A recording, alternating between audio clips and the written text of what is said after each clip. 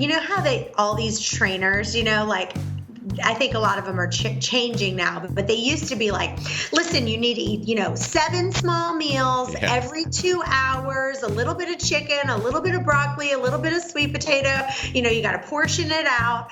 And all of that stuff makes you obsessive compulsive, and it's like, I don't want to be obsessive compulsive. I want to be a naturally thin eater that eats when I'm hungry. I stop when I'm full, and I eat what my body's telling me to eat. Welcome to Waste Away, the Intermittent Fasting podcast. If you want to learn how to lose weight for life through intermittent fasting, burn fat, heal your thyroid and autoimmune issues, and break the bondage of food, then this podcast is for you. I'm Chantel Ray, author of Waste Away, the Chantel Ray Way, and each week I have different guests answering your questions. If you haven't had a chance to pick up your copy of Waste Away, visit chantelrayway.com/podcast and you'll automatically get 20% off the book, audiobook, recipe book, coaching, and Inner Circle Facebook group. Remember, the thoughts and opinions in this podcast do not constitute medical advice. Hey guys, Aaron here. Before we get started, I just wanted to remind you that you can find our full podcast episodes on our YouTube channel. Not only do you get to see Chantel and our guests, but you also get to see any charts, graphs, or pictures that we may mention. Search Chantel Ray Way on YouTube or click the link in the show notes. And if you would like daily accountability as well as a resource with lots of helpful tips about Chantel's intermittent fasting lifestyle, head on over to chantelrayway.com/coaching. As always, enjoy the show. All right, Chantel, welcome to the Million Pound Mission podcast. How you doing today, my friend? I'm so good. Well, I've a suspicion that this is going to be a really high energy episode. I've listened to your show, and I know that you bring the energy and you have a good time, and I enjoy bringing the energy and having a good time as well. So I want to kick it off and just have you tell us the story about how you discovered intermittent fasting, how you reclaimed your health through these methods that you discovered, and how that's impacted you so far. Yeah, so I basically have always gained 10 pounds, lost 10 pounds, gained 30 pounds, lost 30 pounds, just kind of always on this roller coaster of gaining, losing, gaining, losing, gaining, losing. And I finally decided to just start interviewing people who have been thin their whole life and they've never had a problem with food. And so I just interviewed over 1,000 women and I said, hey, what'd you do? What'd you eat? Breakfast, lunch, dinner, what'd you do? And then I just started reading the Bible and I read every Bible verse about weight loss and food. And that's what kind of got me into, I lost 40 pounds and I've kept it off and haven't regained it.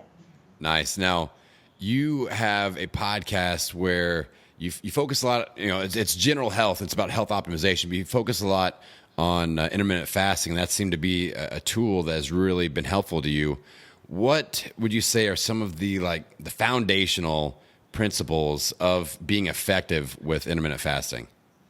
Well, you know how all these trainers, I think a lot of them are changing now, but they used to be like, listen, you need to eat, 7 small meals every 2 hours, a little bit of chicken, a little bit of broccoli, a little bit of sweet potato, you got to portion it out.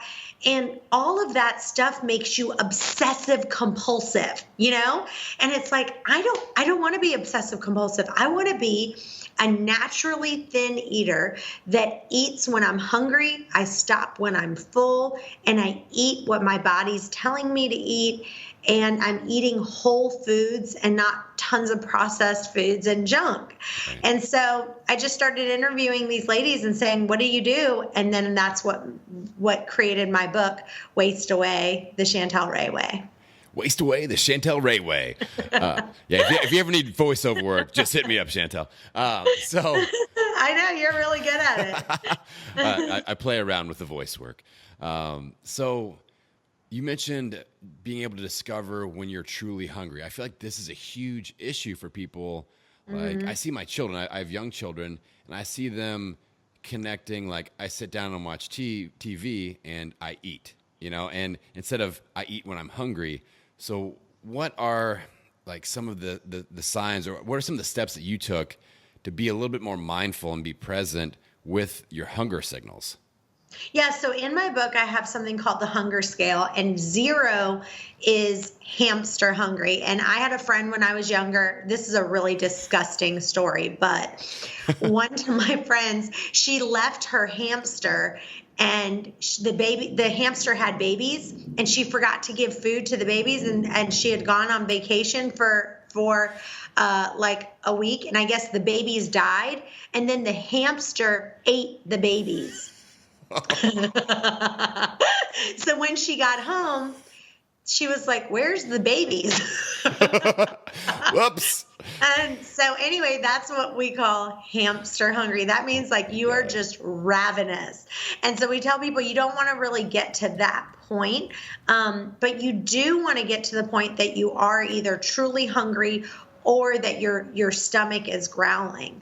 And a lot of times, so for me, I used to eat for any reason. It didn't matter if I was hungry or not. If I was happy, I was eating. If I was sad, I was eating. If there was a party, someone would bring in donuts, I was eating. It didn't matter. And so really getting to that place of going, is my stomach growling? Am I truly hungry? And what fasting does is it teaches you to learn how to be hungry, not these crazy 2 meals. I'm going to have 2 meals a day and this, that, and the other.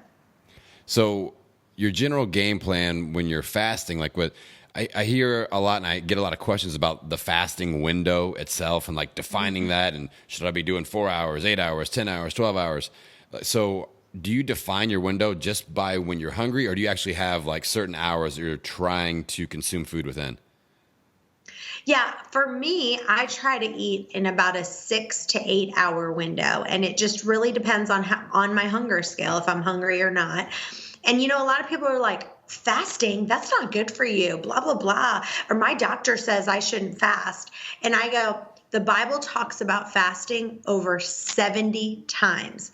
The Bible is our owner's manual for life. Okay. And so if God told us to fast, it's not bad for you. And there's studies after studies after studies of how fasting heals your body. And so for me, sometimes I eat, usually I start my first meal around 12 and I end around 6. Or if I'm doing an 8 hour window, it'll be from 12 to 8. Or, if you're the type that likes to drink wine, you could do 1 to 9. Some of my skinniest friends, they don't start eating until like 2, and they go from like 2 to 9 is about their kind of window. Yeah. So, is that something that you stress out about? Like I have to be consistent with that. Okay. No, I'm not stressed out about it. I just kind of have that in the habit. And that's, again, like if you're starting to stress about it and making, like, the whole thing is, no one should be obsessive compulsive. But at the same time, honestly, more than 2 meals a day, you don't need it. Like, it's just too much food. Yeah. And so, like, I'm eating a lunch and then I'm eating a medium-sized lunch and I'm eating a small dinner. But what I also say is there's times, let's say I go out to lunch and I didn't mean to, but I ate more than I should have, and I ate a really big lunch, then that might be the only thing I ate for the day. Why? Because I'm not hungry for dinner. Right? Like, because you ate such a big lunch, you won't be hungry. So get out of this mindset that you're thinking, oh, I've got to eat dinner because it's 6 o'clock, or I have to eat dinner with my family. There's tons of times I sit with my family at dinner, I watch them eat, and I don't eat. Why? Because I'm not physically hungry. If my body's not hungry, why do you want to eat? That's a huge point. I talk about that a lot on the show, where like people tend to obsess and they really get stressed out about the dynamic of that family dinner and that relationship with, they think everybody should be eating the same thing, or if their husband is eating something that they should be eating the same thing, or the husband is upset if the wife or the spouse, there's all this bickering and judgment back and forth. And I'm like, you sit down to connect. It's not about what you're putting in your mouth or what I'm putting in my mouth. It's about being together. So, everybody try to do their own thing and be healthy in their own way. But, I think we need to leave the judgment off the dinner table. You can pass the judgment plate, right? Yeah, and a perfect example that happened to me. So like sometimes like one morning I woke up and it was like around 9 o'clock and I was just really hungry. And I was like, I'm eating something because I'm just ravenously hungry right now.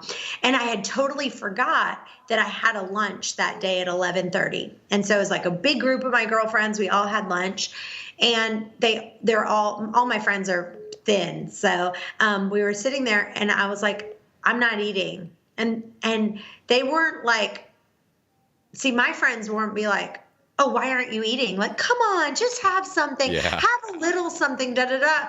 They looked at me and I was like, I ate at 9:30. And they were all like, what? You ate at 9:30, right? But I was like, yeah, I'm just not hungry. But none of them said, oh, come on, just have a little something, blah, blah, blah. Keep doing that. Why? Because they're my true friends and they know I eat when I'm hungry. I stop when I'm full. And I'm not going to eat just to sit down. I'm connecting with you. And guess what? Because I'm not stuffing my face, I actually can talk more and can connect with you.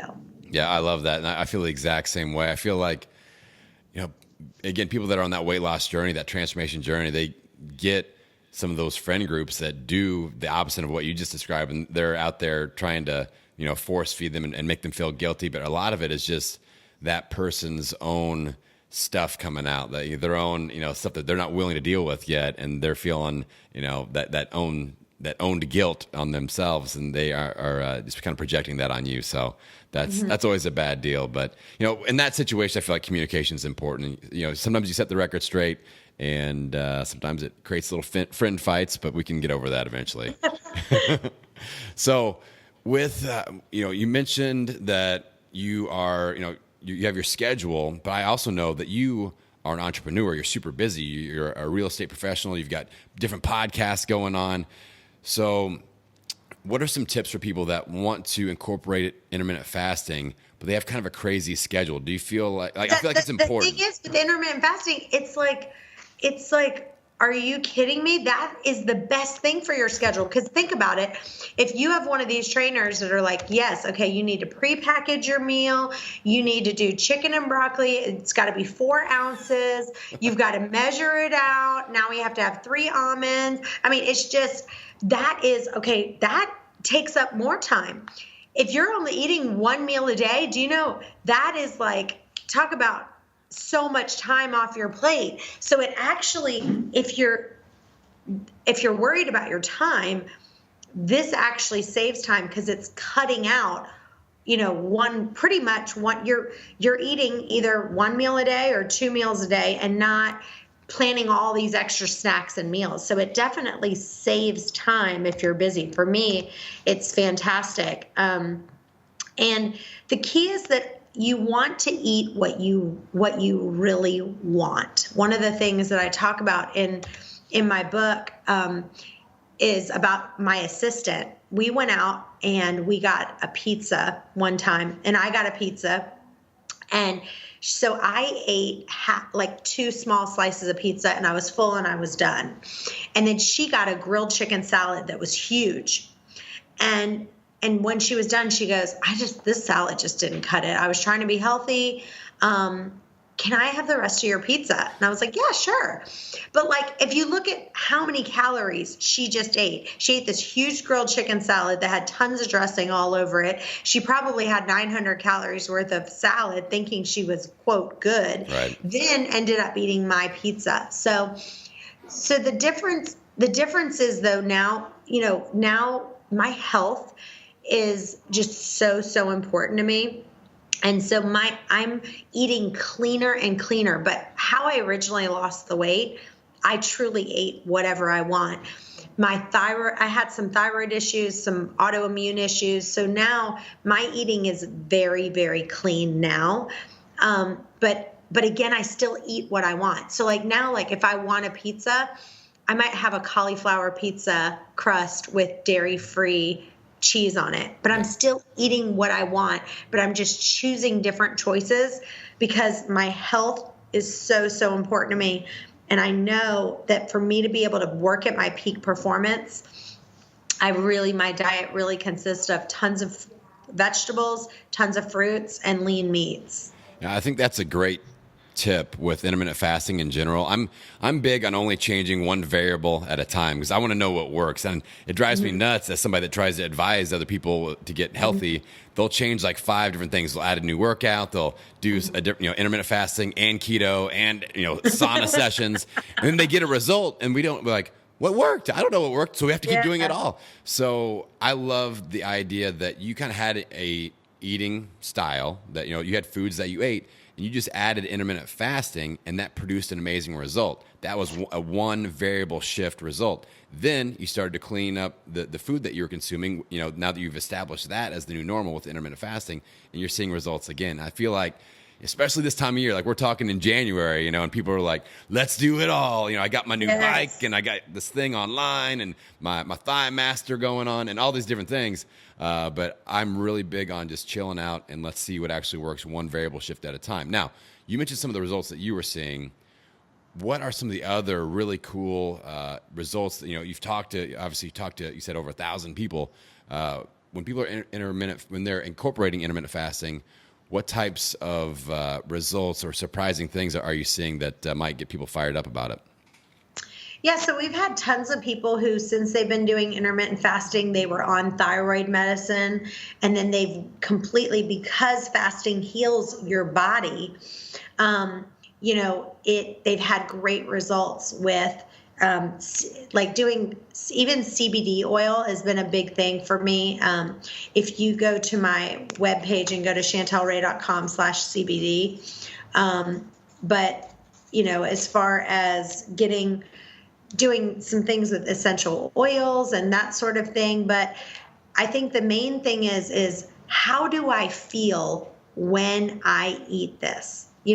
So that's a big thing for me. And it's just unbelievable. People don't realize the power that fasting has on healing your body. We've had tons of people who are taking this medicine, because they were eating from 5 a.m.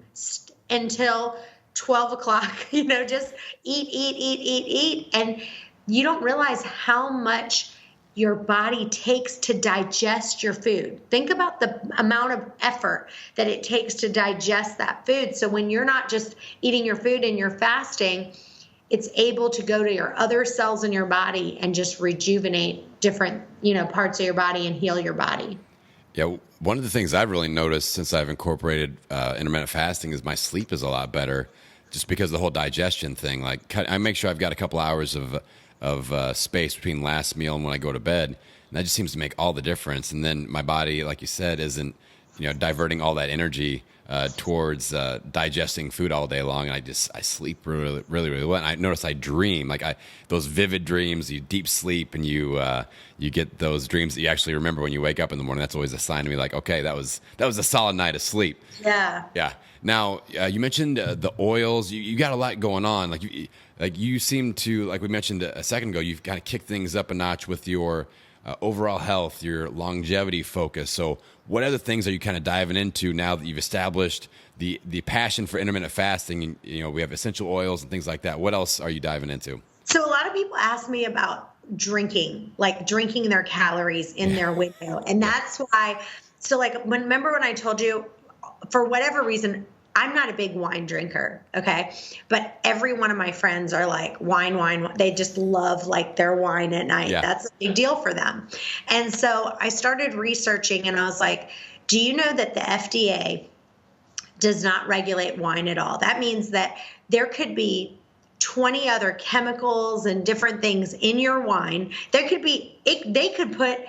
put whatever they want in there, but there's no regulations. They don't have to put what's in that wine. So everyone just thinks, oh, wine is just grapes. No, it's not. And you don't even know what's in there. And so even some of these organic wines, their grapes are certified organic, but then the process and all the chemicals that they add to it. So one of my friends said to me, I said, I don't really drink wine because when I drink even a half a glass, I wake up the next day, I have a headache, I don't feel good, I just don't like it. So she said, okay, I want you to try this one glass of wine and wake up the next morning and you're not going to have a headache. She's like, I promise. And I woke up the next day and I felt like $1 million. And so this wine has 75 tests that literally test to make sure there's no chemicals, the sulfites in the wine, there's no added sulfites. That's why when you drink this wine, the reason why you have such a bad headache is all the added sulfites. Some of these wines has 300 sulfites, in there. So you want to make sure that the wine that you're drinking, so if you go to chantelrayway.com/wine, that will give you the link to the wine that I suggest that you buy, because it's fantastic. But still, if you're going to drink wine, you need to kind of count that in your eating window. Like that one girlfriend, the one girlfriend that I did so much interviewing on, she doesn't even, these people don't know they're doing intermittent fasting. That's the funny part. It's like, they don't even know they're doing intermittent fasting. I just say like, okay, well, what time do you start eating? She's like, well, you know what? I'm just not a morning person. I usually have coffee in the morning. And I don't eat anything, and I have my first snack around 1 or 2 o'clock, but she drinks, my one friend that's super skinny, she probably has at least 1 glass of wine every night, sometimes 2, or most nights she does, maybe not every night, but like Wednesday, Thursday, Friday, Saturday, she's having, wine with her meal, but she's drinking clean wine. And, so you want to count whatever is a caloric drink is within your eating window. Yeah, so that brings up a good point. This is another thing I get a lot of questions about and people stress out about is what liquids are approved outside of my eating window. So you establish an eating window. Is it okay to have coffee? Like some people do the fat fast. I'm like, well, if you're putting calories into your body, that's not fasting. But like, what do you recommend, or what do you see people having success with outside of the eating window? So with the eating window, I do have I'm not a huge coffee drinker, but sometimes I'll have, if I'm like, okay, I got to really get myself together this morning, I'll have a cup of coffee and I'll have a little bit of non-dairy creamer in it. And I don't stress out about that. Yeah. You know what I mean? It's a little bit of non-dairy creamer. It's probably like 30 calories. So anything that's like 30 calories or less, it's not going to impact you a huge amount. So I don't stress about it. But if you're not losing weight, then I would say, well, then just switch to black coffee. The best way to do it, the whole point is that you don't want to put glycogen into your body. So if you don't have any glycogen stores and you don't have any energy stores, your body is then going to use your fat for fuel. If it has that sugar in your body, it's going to use that first. My favorite analogy that I say is, if you had $100 sitting in your pocket right now, right? And then let's say you had $100 in your bank account and you went to the store and wanted to buy something for $50. You're not going to go to the bank to use that $100 when you've got your $100 sitting in your pocket. That's exactly what your body does. It's already got that $100 in your pocket. It's going to use that. So you want it to go all the way to the bank to get that money. And the only way you're going to go all the way to the bank to get that $100 is if you have $0 in your pocket. Then you're like, look, I got to buy this. I got to go to the bank. Yeah, there's an analogy. I love that analogy. I'm gonna start using that. So I'll give you a shout out every time I use that. Don't worry. I'll trademark it. Chantel Ray said. But there's another analogy. I love Mark Sisson and his stuff, and he talks about in his latest book about the ketogenic diet. He talks about shopping local, as in from your butt. He's like, that's where your body wants to shop for fat, is not from the supermarket. It wants to shop from your butt and use that to burn for clean energy. So. But I like your analogy better. It's so Sisson is out. Chantel is in. Hey guys, we absolutely love getting your questions into the podcast, but we're also interested in your journey. So if you've started intermittent fasting and have some success or even struggling a little bit, we want to hear about it. Email me your intermittent fasting stories to chantel@chantelrayway.com. Now back to the show. Yeah, one of the things that Mark Sisson said, and I heard him say this after I wrote the book, otherwise I would have quoted him to say it, but one of my principles in my book is eat the best first. That's principle number 5, and number 6 is eat what I really want. And he said something, I can't even remember what it was, but he said something like, I don't put anything in my mouth that I don't absolutely love. He's like, and something, and I'm probably messing all this up, but it's something like, if I don't really like it, I'm not going to eat it. And that's exactly what I say. I say, eat everything I put in my mouth, I make sure that I absolutely love it. Like, it tastes amazing. And I'm getting ready to write my second edition of my book, because I feel like I've learned some more things, but I really should call that chapter Be a Food Snob. Like, that's how they are. People who are thin, they're like a food snob. People who are overweight, they're like, oh, I don't care. I'm sure I'll eat that. Sure, I'll eat that. Right. It's like, if it's not amazing at a level 5, so I have some stars that I have, and I say, okay, a level 5 stars is like a party in your mouth. Like, you eat that bite and you're like, oh my gosh. But then when you take another bite, it's not as good. And then you take the next bite and it's not as good. Once it starts getting to be like, that's just okay, I'm pushing it away and I'm not going to eat anymore. That makes sense. So, one of the things I love about the way you present all this is that you're very intuitive with what you're doing. Like, you seem like very mindful, very tuned in. Is that something you had to develop? Because I know that's something that people really struggle with, Chantel. So is that how you've always been, or is that something you've kind of brought along as you've been on this journey?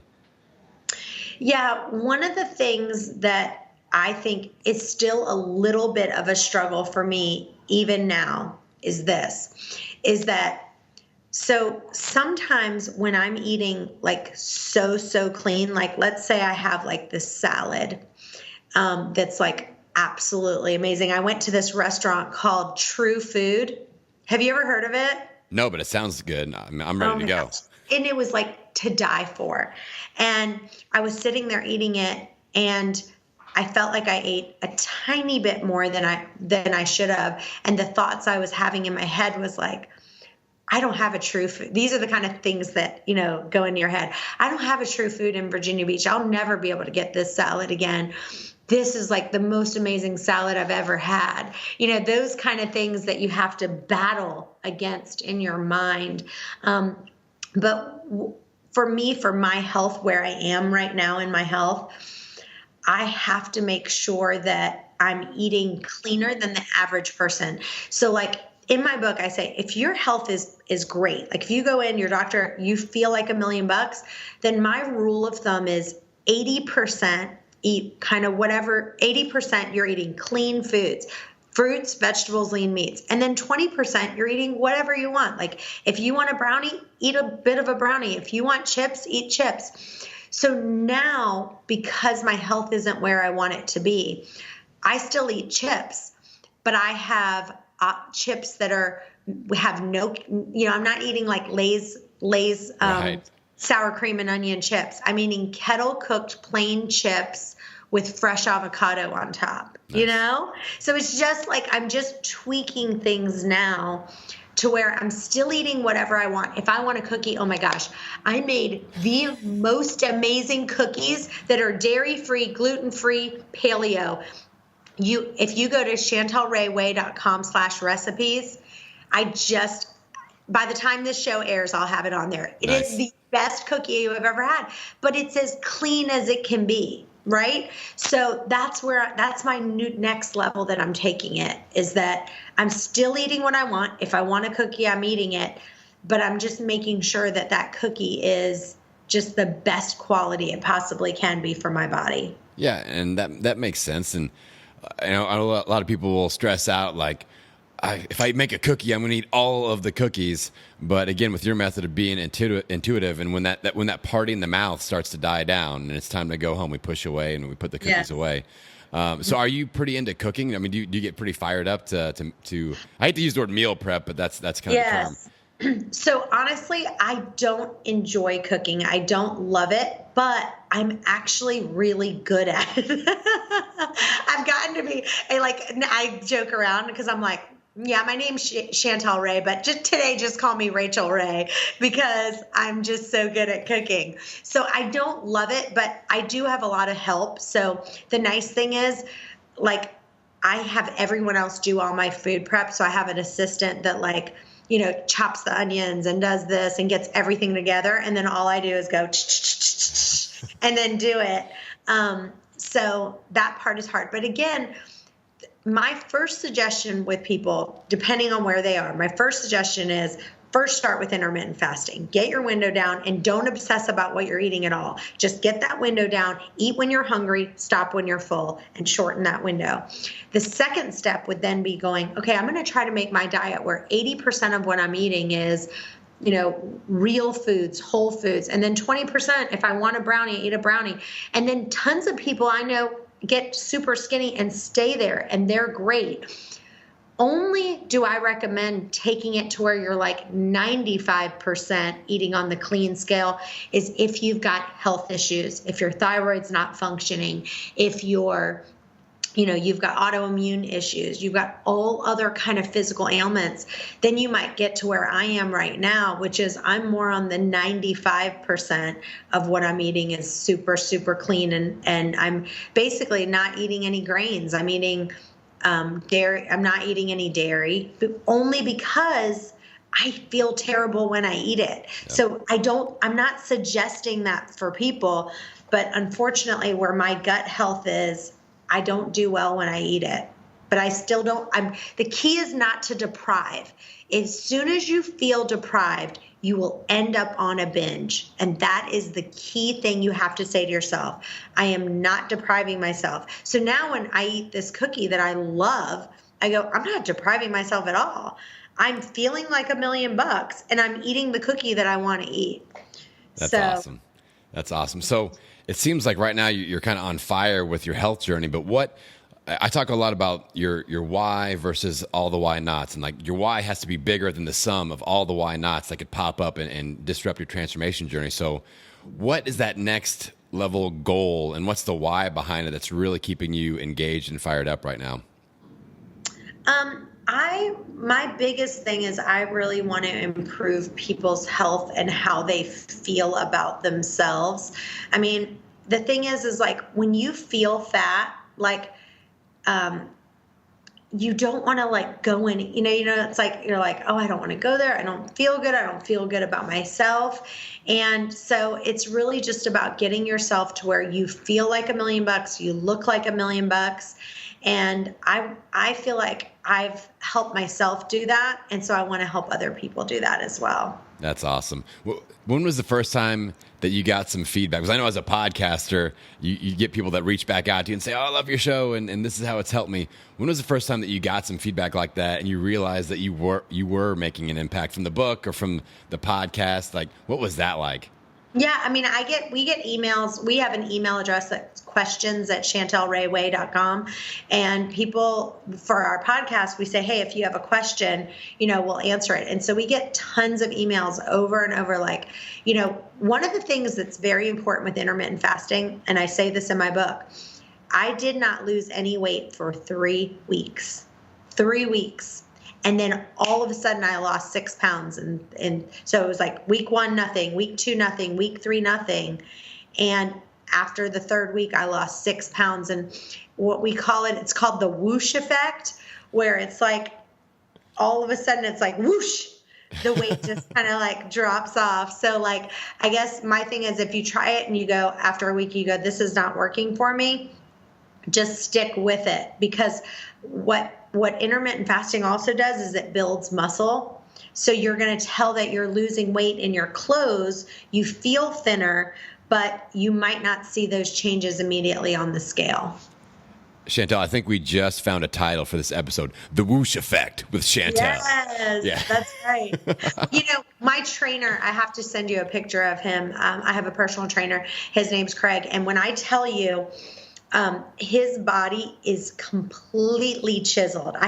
We have to put that in the show notes. Like when I say chiseled, like how you look on the magazines with the thing, that you see all the people and they're just chiseled. Yeah. Well, those people don't look like that walking around, right? They really, that last week of the show, the difference with this guy is he looks like that all the time. He eats like that all the time. He is the cleanest eater you'll kind of ever meet. Nice. But anyway, he went to the doctor and he said that there was a doctor that was 4'8". His doctor was really short and really chunky. And she looks at him and she said, well, we looked at your BMI, and according to your BMI, you are obese. And he was like, okay. And she was like, now I would like to suggest that you walk 2 times a day. And she's giving him like all this advice. And he's just sitting there like, honey, are you kidding me right now? Yeah. He's like, I didn't say anything. I just smiled and nodded my head. But it's like, this is the kind of stuff that's going on right now that, like, you know, he's thinking, you know, according to the test, his BMI, he's obese. That's ridiculous. Right. He's shredded, chiseled, because muscle weighs so much more than fat. Yeah. Yeah, I got a less than preferred insurance rate because I'm 6'3" and I weigh 220 pounds, and they're like, obese. And I'm like, oh, you should have seen me 10 years ago when I weighed 327 pounds. And then the advice that the medical professionals are giving, it's just like blind advice, like as if that doctor couldn't look at your trainer and just see, you know. He's chiseled. Yeah. And he was wearing one of those things. He said, I said, well, did she see your shirt off? He's like, well, it was half off. He's like, because, you know, it was one of those gowns, you know, that you put your hands in and the whole back is open. If you looked at his back, it's like just shredded. And she's sitting there going, well, I would like to suggest you walk twice a week. How about I do 1,000 push-ups instead, doc? Oh, man. Yeah, it gets frustrating, but I do feel like, you know, to give our medical professional community a shout out, I feel like the tide's turning a little bit. More people are coming on board. You hear a lot of doctors talking about ketogenic diet, intermittent fasting, you know, higher fat, lower carb type thing. So that it is coming around. So I feel good about the momentum that's shifting a little. But we still have some of those people that are just blind to it, and that always sucks because we get less than preferred insurance rates. Dang it.